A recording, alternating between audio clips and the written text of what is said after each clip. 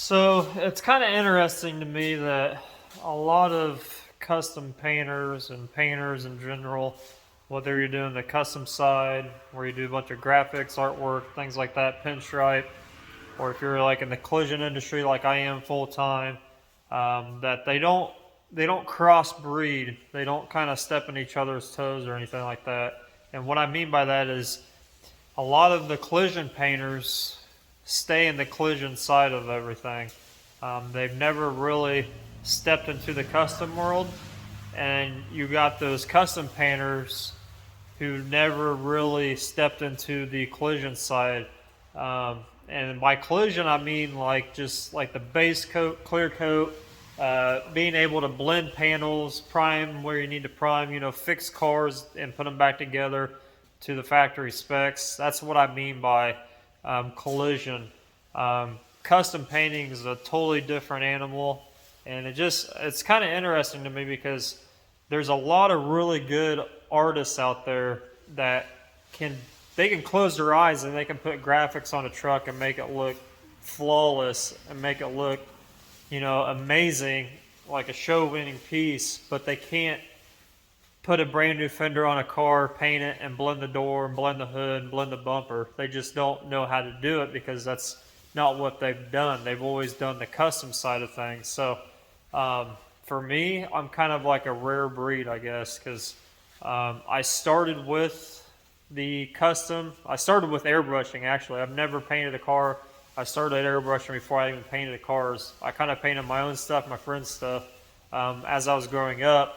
But the first thing was the airbrushing. But where I live at, to be able to make a decent living, the insurance is what pays. I'm in a state where the custom world is not really big. There are guys out there who do it for a living and barely get by doing it. And me, I've been fortunate enough to able to, learn a lot of things from the collision industry as far as just painting goes. There's a lot of things you can cross over on each side. So, like the custom world it's pretty much just labor and time. A lot of it is material usage, but it's just a lot more labor intensive than what collision side. Collision, you're just getting it back to, OEM specs, the way that, the manufacturer had it. You're not really making it straight. You're not putting graphics on anything. It's just, there are colors out there that are OEM colors that are kind of getting kind of crazy. Like, you used to be able to never see like the candy colors, the tri-coats.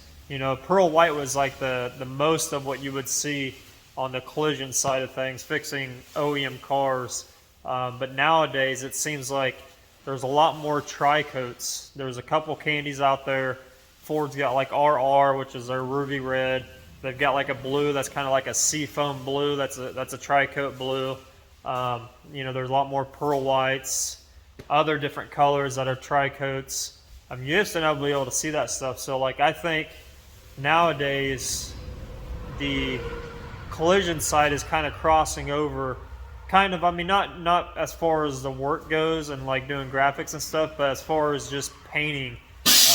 It's kind of going over to that custom because there are some colors out there, like I said, that there's a few colors from like Cadillac and Mazda's got one where it's a 4-stage.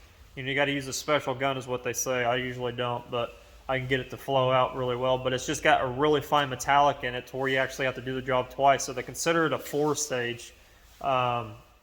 So I can kind of see where some collision painters have to, learn the color side of the custom stuff because there are, like I said, there are colors out there that are a lot more vibrant nowadays than there were back in the day. But the custom guys don't really cross over into the collision work. Me, like I said, I'm a little bit of a rare breed because I do both. And I've done collision work for a very long time, so I've been around it. But I've always wanted to do the custom stuff. So like, I'm one of those rare instances where I can get a car, if I really wanted to, I can get a car and just put a fender on a car, paint it, blend it, whatever I need to. I could do that stuff at home, but I choose not to because the custom stuff is where I want to do more. It's more satisfying to me You know, I can go and paint a car at work that's just getting a hood, bumper, you know, fender, blend everything that's needed, and be done with it within a few hours. Because I've just done it so much, I'm really quick at it, and I can make a lot of money at it because I work off commission. So that's how it's always been. Usually, if you work in a collision side industry, you're really going off of commission, whatever the estimate says. Some people call it flat rate. I call it commission. It's all pretty much the same. And that's how it is. That's how you make your money. You do more work, you get more hours off those estimates. You do as many estimates as you can, more cars. The more you paint, and a lot of shops, if they can feed you, that's how you make your money in the collision side. The custom side is a lot more different because you obviously have projects for a lot longer, such as this mini truck that I've been doing. It's growing on 3.5, almost 4 months now. I got it back in October, and I didn't start on it until November. So it's been here a while. So I just want to make it kind of clear of why this stuff takes as long as it does. And for my instance, I work a full-time job still, and I do this at home. So it's kind of just like a side hustle, but I do run it as a business. I'm not a shop to where I get 3 or 4 projects in. Because one, my shop's not big enough, and two, I'm not here full time. If I was here full time, I'd try to do more than one job, obviously. And like this truck, it wouldn't be here for so long. I could probably get this done in a month and a half, as far as what I've done so far. But just with work eating my time up, I'm not out here all the time. So, and that's one of the things. The customer came by and dropped off the bumper that he got shaved by another company. And he actually got it de-chromed as well, so I can do body work and paint it, because chrome, it's really hard to do body work on top of, so you really got to get it stripped. So he got it stripped. He brought it yesterday, and that's one thing he brought up to me was he likes the fact that I do this kind of work just one vehicle at a time, because there are shops out there that will do multiples of these at a time. And they'll just, they get in a bind. I've seen it in my area a lot around Indianapolis, of where people try to do the custom stuff, but they just bring in so much work at once that they get overwhelmed, and they never get anything done, never. And they cross platforms with like custom audio stuff and all this other stuff, and it don't take long. It takes them a year or two, and they fail and they drop out and they go on doing something else. With me, I do every job, one job at a time. I don't try to do multiples at once unless it's something really small I can get done.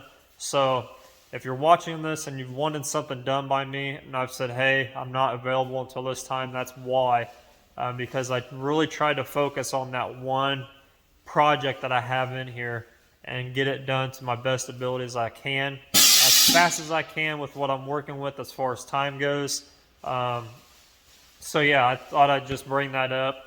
Like I said, the customer did bring this bumper over yesterday. Yeah, he brought it over yesterday. Today's Monday.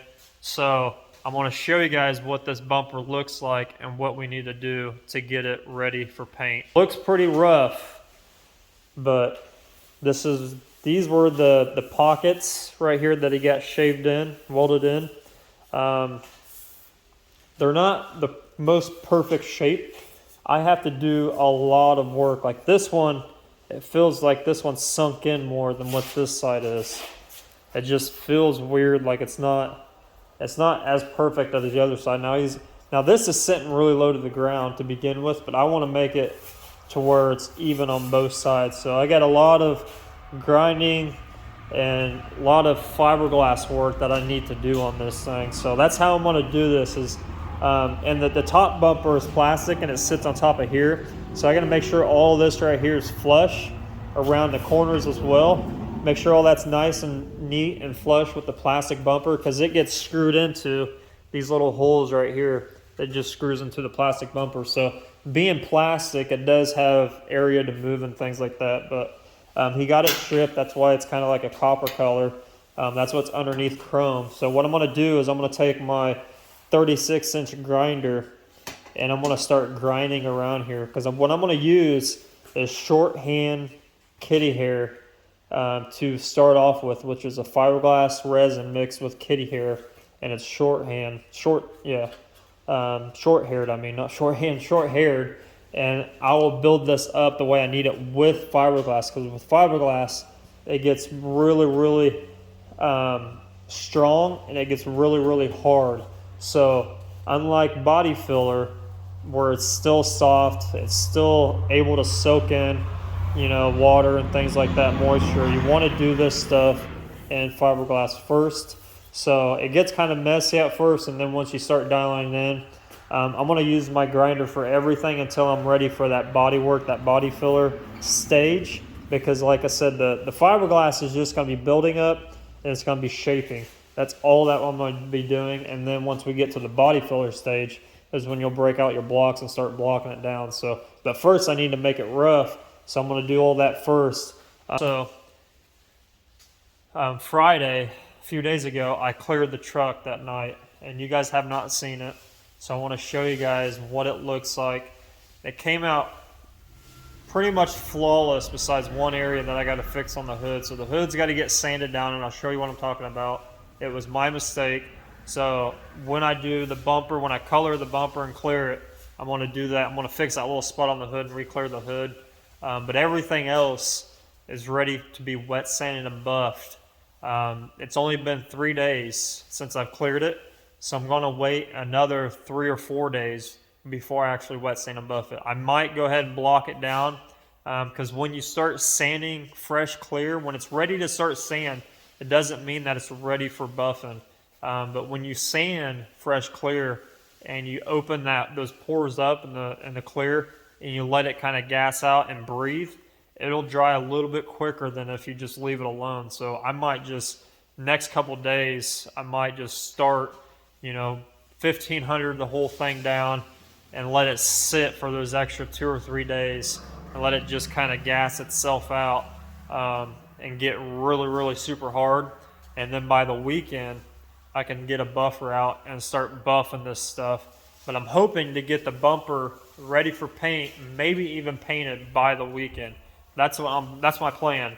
So that's the plan for this week, is to get this thing sanded and buffed by the weekend, maybe buff it on the weekend. It depends how fast I get that bumper done, and get that bumper painted with the hood again by the weekend, because obviously it's got to sit too for another, I like the stuff to sit. I'm not going to have to bury the hood because it's already buried. I just got to fix that spot. So the hood really needs like another 2 coats of clear when I fix it, because I can buff it and it'll be all right with 2 coats of clear. And then the bumper is probably going to take another 2 or 3. So it's not going to be hogged on like the truck is, because there's no artwork on it. So I'm going to show you guys this kind of with the lights. The sun's kind of shining on it, which is, it helps, but I got the doors kind of facing outside. I'll show you, but I'm going to turn the lights on here. I'll show you how nice this thing came out. Like I said, the hood's got more dirt than normal, but it is slick as can be.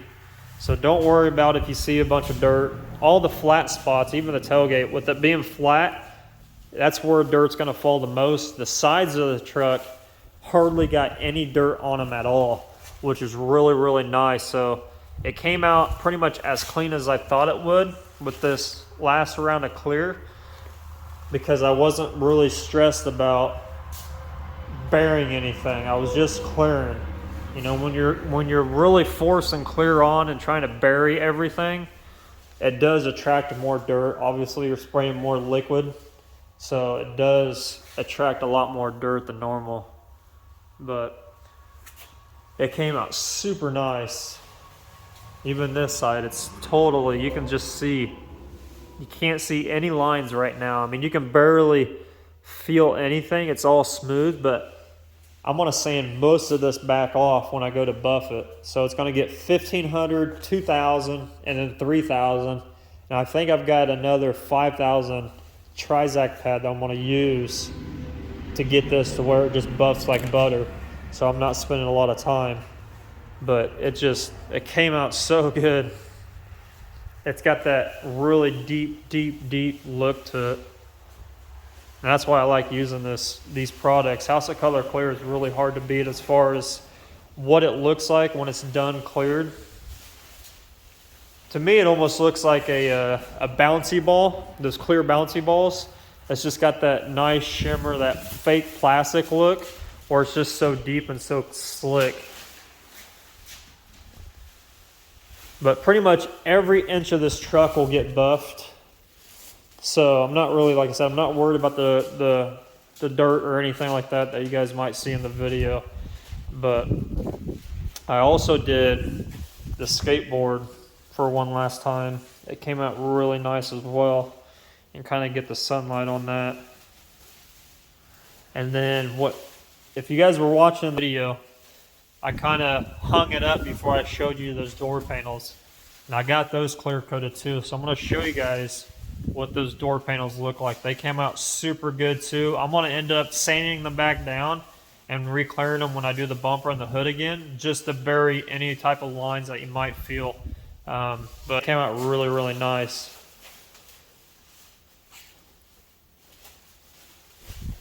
I'm going to try to get it out of the sun because it's blocking.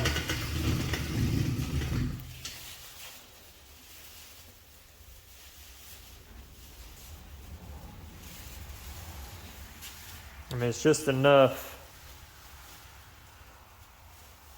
They come out super nice, but you can see how much metallic and everything's in this blue. And I've got the doors. I've got one of the doors facing outside, so I want to show you guys what this is going to look like when it's outside, because the doors came out really, really nice. I don't think there's any dirt in them, honestly, because they're sitting upright.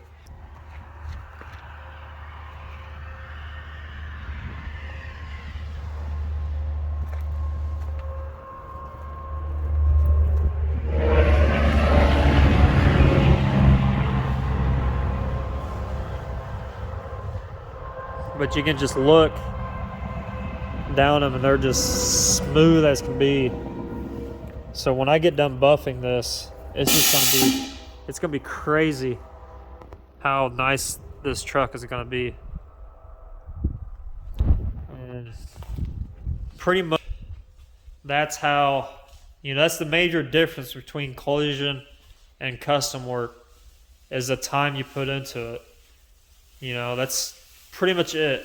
Even though in the custom world, if you're doing graphics especially, you're putting more material on than what a collision painter, because they're just using one color. Like this truck, we use so many different colors, so you are using more material, especially when you're clearing as well. You're using a lot more, because collision industry standard is 2 coats of clear, and that's it. And if you need to wet sand and buff it, you wet sand and buff it with 2 coats of clear and ship it. When you're stepping into this world, you're putting so much on that you want to try to get everything totally flat, so you're not alone eating up your material usage is a lot more, but your time. And that's what makes something like this so nice, is how much time are you willing to put into it, or how much time are you willing to pay a custom shop to put into it. I know in my area, a lot of people are just, they don't want that. They want that project done within a week. And something like this, you cannot do in a week. I don't care who you are. I don't care if you got a bake booth. If you find somebody that can do this in a week, I want to see it. But a lot of people are going away from painting things and going towards the wrap side of stuff because they can get it done fast. It automatically changes the color of their car, but you can't put a paint job like this next to a wrap and say, hey, this does not look better than a wrap. There's just no way. I don't care who you are. You're not gonna argue that point and that fact, because you just can't beat a really nice paint job with the wrap job. I don't care how much graphics you got inside the wrap, printed, whatever. Something like this, it's gonna win every day, or it should. If you go to a car show, and if something wins against this as far as a wrap versus a paint job, and the wrap wins, you need to talk to the judges, because that's not going to happen. I mean, if it's done right, and a lot of wrap shops nowadays don't even do it right. They tuck everything. They don't take anything off. Starts peeling. They start, doing layers and, overlapping and seaming and all that other stuff. And it just, you can't to me that doesn't look right. I don't care if you have to do it because the bumpers are awkward and a lot more shapes and ridges of where you have to seam something. I get it, you have to do it because you can't do it in one piece, but it looks like crap to me. And if you get people that are winning trophies and stuff like that and have that type of stuff against something like this, I mean, that's ridiculous in my book. But yeah, I just want to show you guys that and show you guys this truck. Like, so I'm going to wait a couple days. I'm going to start jumping on this bumper, and I'll show you guys what it looks like along the way of doing this body work and getting it ready. Because if you're interested in doing this stuff, I'll show you each step and how to do it and how to do it right. That way it'll last for a very long time, won't crack out on you, and you can go straight to priming and painting in no time and get it done a lot faster. So stay tuned. Alright, so I just got done grinding this stuff down. I use my little angle grinder with 36-inch grit disc on it. And I also used my belt sander. This is a belt sander. It actually runs belts instead of sand, like a sandpaper. It's the same thing, but it's just a 36-inch grit belt that goes around here and locks in. It's really good for getting in these corners and things where you can't reach. It does really, really well if you're doing like bedside replacements or any type of spot weld removal. This is the tool to have. It's really, really good to have it.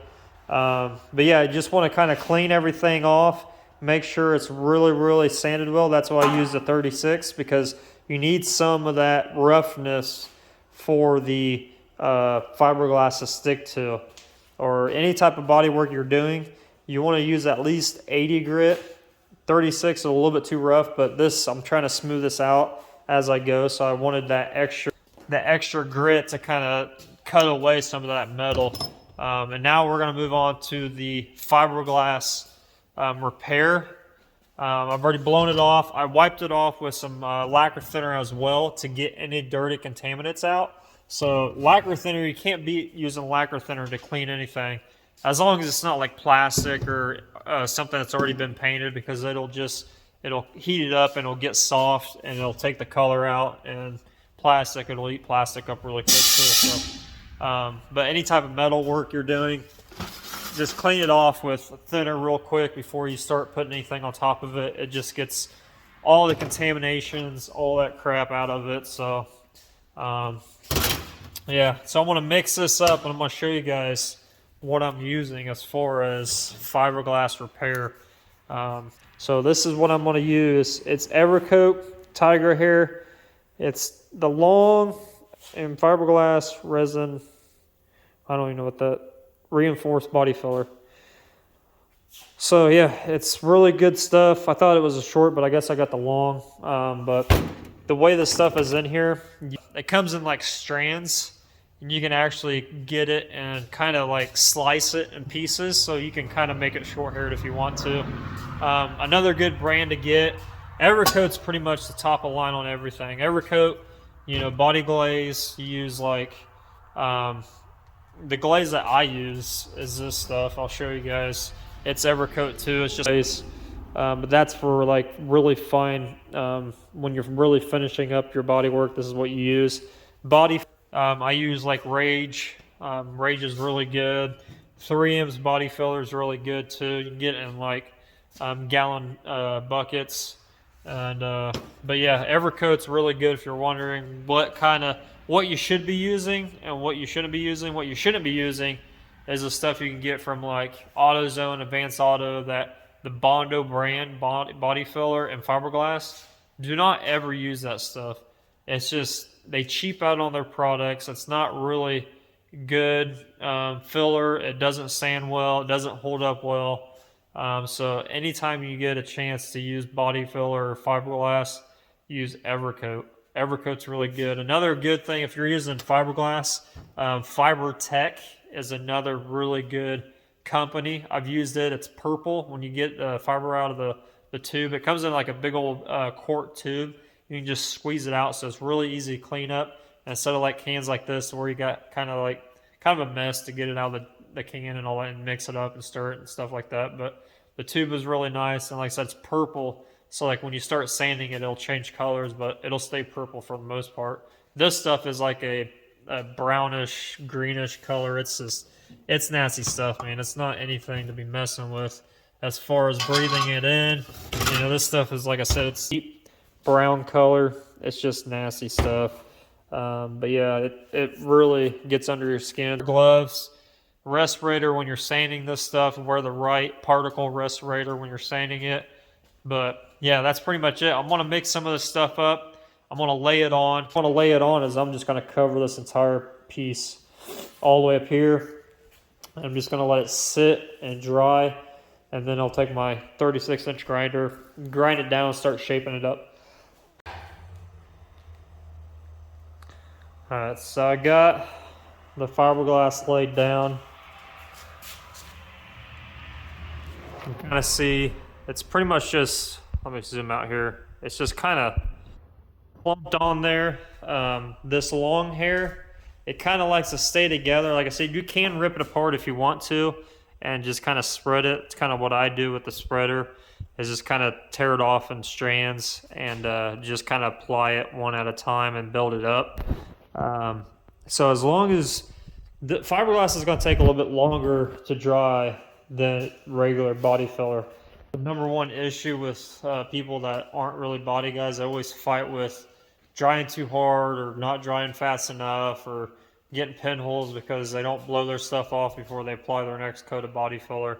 I'm not a body guy by no means. I don't like keeping this stuff in the shop because I don't do body work, but every now and again, stuff like this, just got to do it, got to get it done for the project, so the project can go home.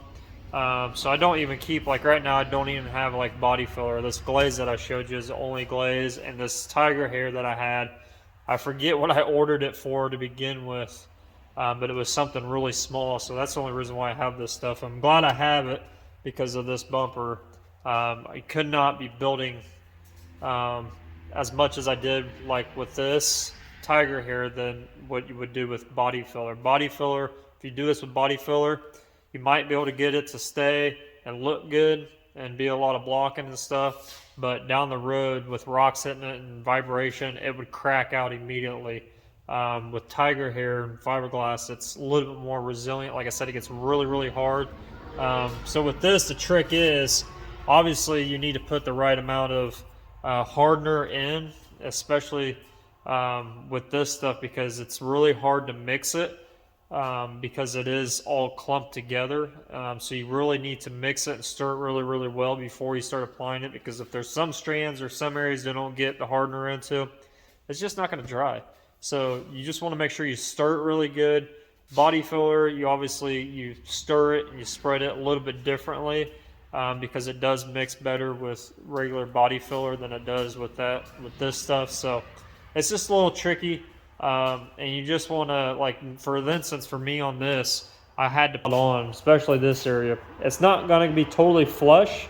It still wants that kind of curvature to it. So I just needed to build that up a little bit more. That's why it's not totally flush, but there is a lot on here. So it's probably going to take a good, probably 20, 25 minutes, because it's like 50, 55 today, and it's not really out in the sun right now. So I might just let this sit for probably about an hour, let it cure, and then I'm going to come back out here with my grinder, and I'm going to start grinding this down and shaping it to where I need it. So there's a lot that's going to come off of here still. You know, I'm going to take a majority of this off, and then we're going to work it and see what we need to do. If we need to apply more fiberglass to certain areas, we'll do that, but that's why it looks really, really messy if you're not familiar with doing fiberglass work. I think personally, the more you put on, the better off you are. And body filler the same way, because if you're just going to put a little bit on, you're going to be undercutting, is what we call it, yourself. So you're going to be putting a little bit on and you're going to be sanding way too much of it off. So if you put on a lot, and with fiberglass, I don't want to mess with it too much. So I'd like to get everything done in one coat. So I put a little bit extra on to make sure it's got enough on it. So just put enough on there. I don't like going back and forth, you know, sanding, put more on, sanding, put more on. I like to get it done in one shot. Body filler, sometimes you can't do that. And then obviously you got your glaze. So you got a couple steps of body filler work as far as how much you put on and take off. But I always put a little bit more extra on just because I don't want to, like I said, I don't want to go back and forth and shave it and sand it and go back, put more on, shave it, sand it. But it's just, you're wasting your time and you're wasting the material. So one shot done. So that's just my 2 cents. If you got anything, if there's somebody, guys, out there watching this and you got any more input, comment down below what you like to do. And another good tip is your spreaders. These things are like gold to body, guys. So a lot of people what they fail to do is they'll be mixing up their body filler and they'll just kind of lay it down after they're done and let it get hard and then just peel it off and throw it in the trash can, which you can do that. I mean, sometimes, but it's not going to last as long. So when you get done doing your body filler or whatever you're doing with the spreader, immediately get some lacquer thinner and spray this off with lacquer thinner and wipe it off, and it's going to be clean and it's going to last you a lot longer than if you just let it sit and dry up on it, because it's just going to warp it. Because what happens, the chemicals that are in that hardener to activate the body filler to get hard, it gets really, really hot. Fiberglass gets stupid hot, so it does get hot, so it does warp plastic. So you're not going to have a really good straight spreader anymore if you do that and you keep doing that. So that's just a little bit of tip for you guys if you're interested in learning a little bit more about bodywork. I don't do much of it, but what I do, I get it done pretty quick and I'm pretty decent at it. But I don't want to be known for bodywork, paint only. So don't come to me wanting bodywork done and all this other stuff, because I won't do it. I'll just ask somebody else to do it. But yeah, so I'm going to let this sit and dry, and we'll come back when it's ready to be sanded, and I'll show you guys how to shape it and how to really cut it down really, really quick without, taking a lot of your time up, because that's the key part. Time is money. So I want to kind of show you guys what I meant earlier when I said cut the clear down a little bit and let it kind of breathe for a few days. Since I got to redo the hood on, spotting a little spot in that's needs fixed. I'm going to show you, I've already went ahead and sanded it on my DA with 600. It's not totally sanded. You want to really just buzz over it really lightly and just kind of cut it to where it gets in there and let it start coming up and start breathing. When you do this, when you start taking the layers off, you're allowing access to those bottom layers you put on, because this has got a lot of clear on it. So doing this will help it exhaust out those gases a lot quicker. It'll get underneath of there and it'll start just curing a lot quicker. That's just, I've been taught that a long time ago by painters that have been doing this type of work for a very long time. It just speeds up the process a little bit and it helps it dry a little bit quicker. But like I said, this hood's I got a spot in the factory color that just had a piece of dirt that was in there and it turned colors on me. So I got to pretty much sand this back down, spot that little bit in, and then re-clear the hood. So it's not much, it's just a pain in the butt because I had this done to where it just needed buffed. But still see like the dirt nibs and stuff. It's not totally smooth all the way yet, but it's just buzzed down a little bit and letting that kind of just gas out. So yeah, I've got a lot more sanding to do, but I'm going to let it just sit and let it cure for a few more days before I fully get it done sanded, because I'll just sand this down with 600 totally and get it ready for paint again. But that spot, I don't know if you can see it, it's like right here. It's got like a brown tint to it, just a little bit. You can see it right there, but when you put a light on it, you can really see it. And another thing is the way you can tell whether if clear's fully dry, not like fully dry, because clear doesn't fully dry just in a few days. It takes a while. I mean, you're talking, depending on how much you put on, you're talking up to 6 months to a year for the curing of the clear to be fully dry. But you can tell that it's not dry enough yet, because whenever your DA makes these little hooks like this, it's not cutting right and it's just not dry. So you don't want to go too far when it's doing that, because it could rip out a chunk. Same way with anything you got like primer wise, sealer wise. If it starts doing that, stop immediately, let it cure, let it do its thing, and then come back at a later time and it'll sand a lot smoother for you. And if you're going through a lot of sandpaper, that's probably why. It's because you're not letting it cure and it's just it's building up, and it's just wearing down your sandpaper a lot faster. So just let it do its thing. I promise you, just let it cure. You're dealing with chemicals. Just let it do its thing, and you'll be better off in the long run. So just want to show you guys that real quick. Still waiting on this fiberglass to dry, so I'll come back when we're ready to start getting this done. So it's the next day. I just let this stuff sit. It took a lot longer being as cold as it was out here. I thought it wouldn't take as long, but I just let it sit overnight. Just got back home from work, so came through, and there were some spots. I mean, it's pretty rock hard right now, but there were some spots that just didn't dry. This side had a little bit more that needed to be dried. So what I did was I just kind of dug that stuff out. I just kind of, whatever was kind of mushy, you'll know because fiberglass gets rock hard. So you'll definitely know if it's not hardened up or not. So what I did is I kind of dug all that mushy stuff out, and then got some new stuff, and I just mixed some extra hardener inside of it, and then let it sit, and it's getting there. So it's tacking up really good. So problems with like putting too little or fiber, whatever it is, you can always just add in a little bit more hardener with a little bit more product and just kind of mix it around, and it'll harden up just fine.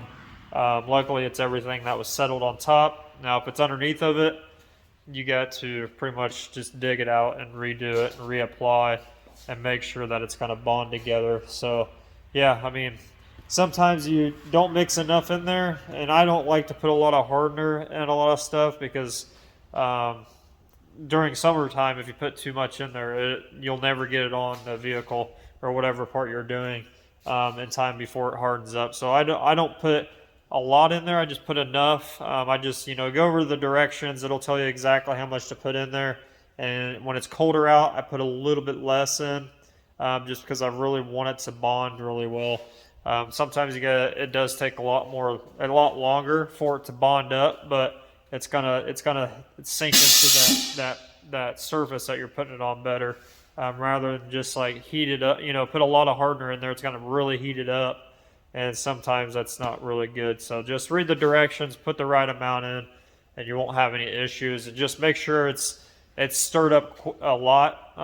I think that was the problem with this, is it just wasn't, I didn't stir it up enough before I put it on there, and some parts just didn't get enough hardener inside of them. So that's probably what the deal was. So I've got some extra in there, and I've got the heat lamp on it to kind of rush it and get it pretty much solid form again.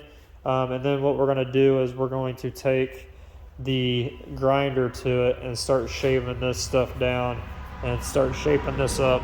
All right, so this is my third layer of fiberglass I put on this.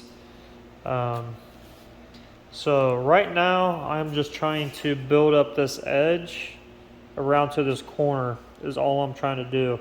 I've got some on the top to fill any like kind of pinholes or big craters or anything like that. Same way with this one. This edge around to about like middle way is just too far in when you put the bumper on it. I put the bumper on it multiple times trying to get this edge right, and I just keep cutting it down way too much. So I'm gonna let this dry. We're gonna grind it back down a little bit and check it, but I'm pretty sure after this round that it should be enough to where we can start doing the body filler stage with the body work. This is just for fiberglass isn't really there to make anything final. It's just there to help build up and get your contours and your shapes and everything just about right. And then once you get it there, and you, like for instance, this instance, there's a plastic bumper that sits on top of this. So every time I go and shave some off, I put the bumper back on there and mock it up to make sure I'm heading in the right direction. So once I understand that I get close enough to where I can actually put some body filler on there without building it up really, really high, then I'm ready for that next step. And then after the body filler, we're gonna put some glaze on it. And after the glaze, it's pretty much ready for primer. So it's just a building step, and the fiberglass is the first step because it is the best out of the three to use. Sorry, sniffing dust all day. So yeah, you don't want to do this step with like body filler because there is more than normal on here, but being custom car and all this other stuff, we're trying to shave this and get it looking decent to where when you put the bumper on there, everything's flush. So sometimes you got to do a little bit more building and shaping, and that's when you want to do with the fiberglass because it gets like rock hard, like stupid rock hard, and it will actually hold its shape a lot better than body filler because you'll end up, like I said earlier, it'll just end up cracking down the road due to vibration, rock chips, things like that. Not saying rock chips won't crack this if it hits it going fast enough, but this just helps it kind of keep its shape and just keep it rock hard. And it's a better option than just putting body filler on here and going at it because, like I said, it's just going to crack down the road if not. So I'm going to let this stuff dry. My heat lamp going here. It's been doing pretty good as far as getting it dry pretty quickly, but I'm going to probably let this sit overnight just to make sure everything is really nice and hard on here, and then I'll grind it down and then do the body work after that because like I said, I'm pretty sure this is going to be the last coat. I'm not going to really try to overdo it. I just want to get it close enough to where it looks presentable, professional, and it's going to look good enough to paint. So that's what I'm going for here. So we'll come back tomorrow. So I ended up putting another coat around the edges for fiberglass the last time you guys saw it. So in total, it's got 3 coats of fiberglass on it. I went back and forth with the bumper, mounting it up, making sure it's totally the way I want it. Unfortunately, the gap around these edges were just too big, so I got it as close as I can because it sits. I'm going to show you guys. This is the bumper that mates up to it. This corner right here is so sharp, and the plate that was actually welded in right here on the metal bumper, the gap was like, it was just too big of a gap. And if you know anything about filler, anything like that, there's a tolerance of how much you should put on and how much you shouldn't put on so it doesn't crack.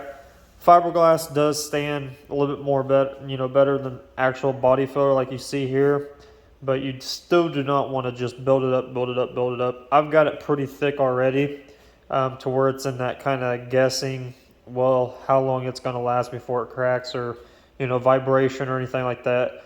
Luckily, this truck does not have a lot of horsepower. It doesn't have, he drives pretty slow. So, it's a lowrider type truck. So he's not going to be out there going crazy with it. So I think it's going to last a while, but the rocks are going to be a different story. I've got a little bit of body filler on here. I've already went ahead and blocked it down with 80 grit. You can kind of see where it's kind of shaping up to be at. It looks really good, and the bumper mates up to this really nice. You can see I've already kind of sanded through in some areas, which is fine. You're going to have that, but that's just one coat of filler. After this gets fully finished, we're going to put a coat of glaze on there and then sand that, block that back down, and then we're going to be ready for primer. I've only done this side. I'm going to show you guys what it looks like with the filler on it that's not sanded. So it looks pretty nasty, but by the time you block it, use a block when you're blocking it, and keep it straight, and you'll have something that looks relatively pretty nice. Like I said, it's not 100% perfect. It's not what I wanted, but it's just the way it's going to be because, like I said, this plate in here was just not welded. It wasn't mocked up to be exactly a true fit to the bumper. So we're just going to do what we can. So I'm going to go ahead and block this down, get it all finished. Meantime, with that stuff drying, I went ahead and sanded down the door panels because I want to put another coat of clear on them. I really want to bury these edges. That way, if you run your hand over it when he's cleaning it or anything like that, you don't feel any of the edges. So, yeah, I want to re-clear those when I do the bumpers because I'm going to be redoing this bumper too. The other guy ended up getting into it pretty bad on the backside. You don't see it, but I want to clean that up a little bit and then throw some paint on there when I'm doing this and kind of just blend it in together, because I want both of these colors to match, even though I've already painted that before. But there's stuff like this I'll probably end up fixing. But I'm gonna go ahead and finish this and get this thing ready for primer. And this is the outcome. This is glaze. Came out really, really nice. There are some little tiny pinholes I need to cover, fill up. What I'll do is I'll take the glaze and a razor blade and I'll just kind of hit those real quick before I prime it and knock those down real quick. But it turned out really, really nice.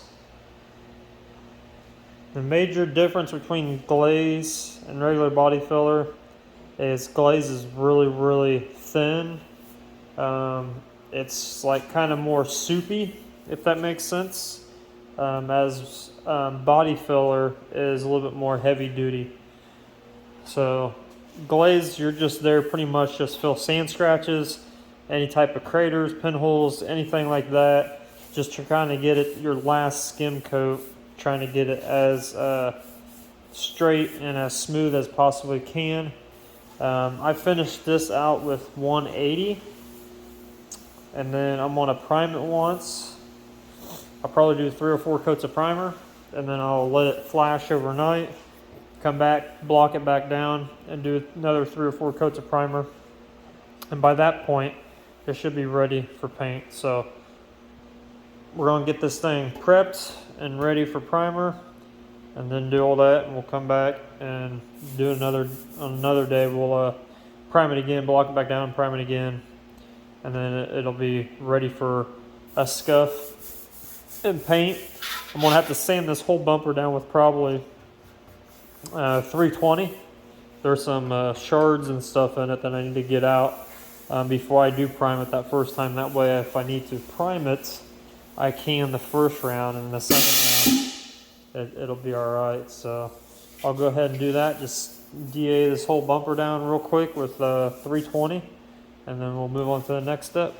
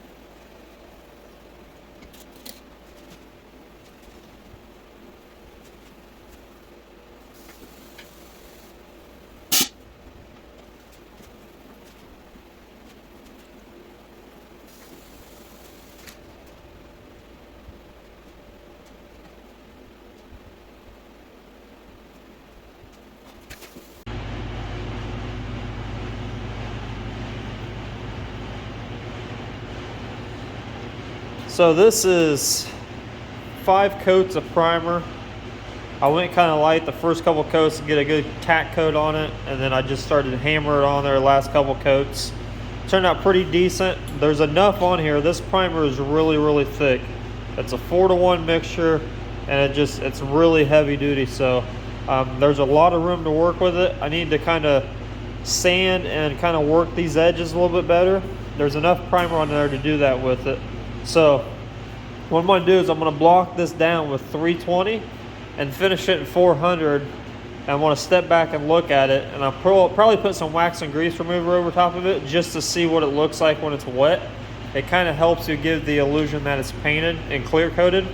So I'm going to go ahead and do that, and then I'm going to decide whether if it needs another round of primer or not. I might put another like 2 or 3 coats on it just to kind of seal the deal. That way I don't have to worry about it. Because once you start throwing sealer and paint on it, clear, then you're pretty much done unless you want to redo all that, and I don't want to waste all that material. So yeah, but other than that, that's pretty much it, guys. It's not too difficult. Just, you know, take your time and always use a block. Don't ever finger sand. That's a lot of things I see in today's world with people that are trying to get into this industry is they don't know what a block is. A block is there to pretty much keep everything straight, and if you use it right, you get everything pretty much straight. But if you finger sand, then you're going to create finger grooves, and it's not going to look smooth. It's going to look all wonky. So yeah, just do that, and you know, always read your tech sheets on the materials you're using, and then they'll tell you exactly how to use them. But they're pretty much going to end the video here. There's not much more. I don't want to bore you guys with more sanding and priming and all that other stuff. So yeah, that's just a little introduction to from starting with the fiberglass when something's really rough or like custom made that you got to use fiberglass on, and all the way up to your body filler and glaze, and then all the way to primer. So hope you guys learned a little bit of something. If you have any questions down below, just comment. I mean, if you have any questions, comment down below, and I'll be glad to help you and answer them to the best ability as I can. So appreciate you guys watching, and I'll see you on the next one.